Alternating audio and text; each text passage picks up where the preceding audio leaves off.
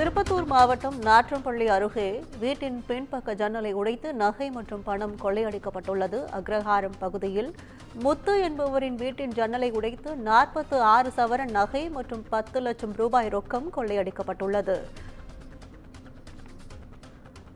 திருப்பத்தூர் மாவட்டம் நாற்றம்பள்ளி அருகே பின்பக்க ஜன்னலை உடைத்து நகை மற்றும் பணம் கொள்ளையடிக்கப்பட்ட சம்பவத்தை அண்மை செய்தியாக பார்த்து வருகிறோம். கூடுதல் விவரங்களை செய்தியாளர் அரவிந்தன் வழங்க கேட்கலாம். வணக்கம் அரவிந்தன், இந்த சம்பவம் குறித்த கூடுதல் விவரங்கள் என்ன?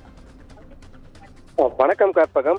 திருப்பத்தூர் மாவட்டம் நாற்றம்பள்ளி அடுத்த அக்ரஹாரம் ஊராட்சிக்குட்பட்ட ஓம் சக்தி நகர் பகுதியை சேர்ந்தவர் முத்து.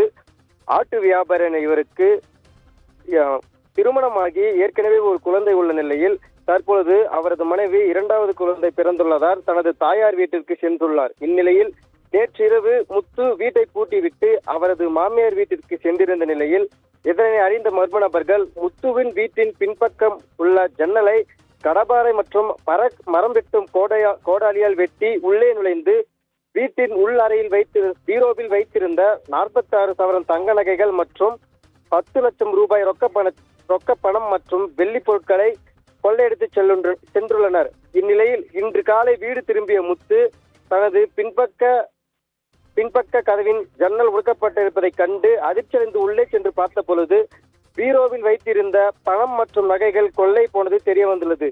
இதனை அறிந்து இது குறித்து உடனடியாக முத்து நாற்றம்பள்ளி காவல் நிலையத்தில் புகார் அளித்ததின் பேரில் சம்பவ இடத்திற்கு வந்த திருப்பத்தூர் கூடுதல் காவல் கண்காணிப்பாளர் கோவிந்தராசு தலைமையிலான காவல்துறையினர் இந்த கொள்ளை சம்பவத்தில் ஈடுபட்டவர்கள் குறித்து விசாரணை மேற்கொண்டு வருகின்றனர். கற்பகம், கூடுதல் விவரங்களுக்கு நன்றி அரவிந்தன்.